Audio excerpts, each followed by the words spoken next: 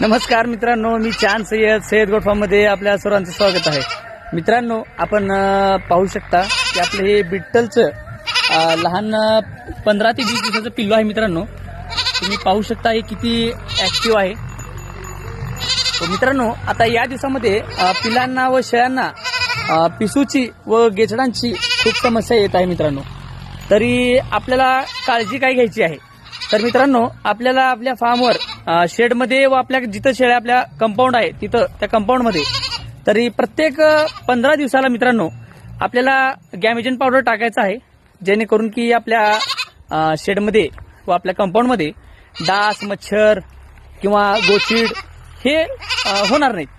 त्यामुळे मित्रांनो, तुम्ही पण आपल्या शेडमध्ये व आपल्या कंपाऊंडमध्ये लवकरात लवकर गॅमेजन पावडर व किंवा या पिलांसाठी रक्षक गेचडासाठी